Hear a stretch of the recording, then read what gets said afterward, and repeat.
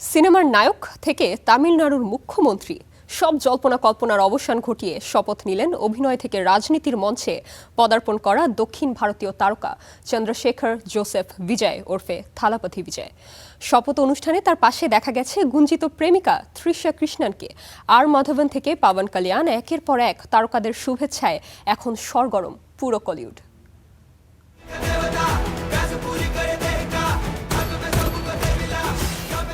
দক্ষিণী সিনেমার জনপ্রিয় নায়ক থালাপথি বিজয় পর্দার নায়ক থেকে এবার তিনি পা রাখলেন বাস্তবের রাজনীতির মঞ্চে।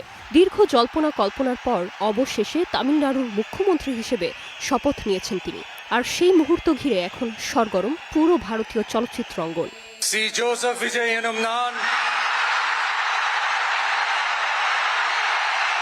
10 মে স্থানীয় সময় সকাল 10টায় চেন্নাইয়ের জওহরলাল নেহরু স্টেডিয়ামে শপথ নেন তিনি।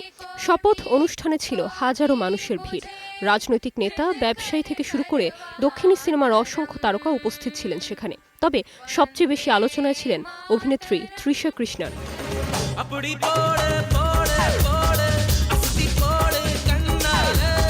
বহুদিন ধরেই বিজয়ের সঙ্গে তৃষার সম্পর্ক নিয়ে গুঞ্জন চলছে। শপথ অনুষ্ঠানে নীলাভ শাড়িতে হাজির হন তৃষা। শুধু তাই নয়, বিজয়ের পরিবারের সদস্যদের সঙ্গেও তাকে বেশ আন্তরিকভাবে দেখা যায়। অনুষ্ঠানে সাংবাদিকদের প্রশ্নে তৃষা বলেন, এই দিনটার জন্য তিনি অনেক অপেক্ষা করেছেন।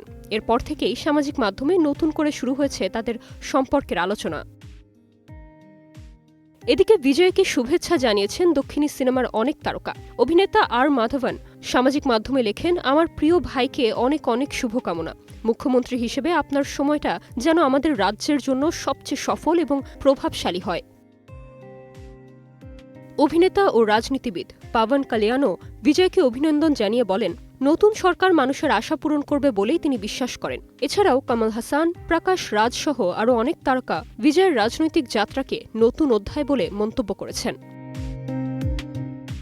সিনেমার সুপারস্টার থেকে রাজ্যের মুখ্যমন্ত্রী, বিজয়ের এই যাত্রা এখন ভক্তদের কাছে যেন এক সিনেমার গল্পই। নির্জন নুসরাত, স্টার এন্টারটেইনমেন্ট।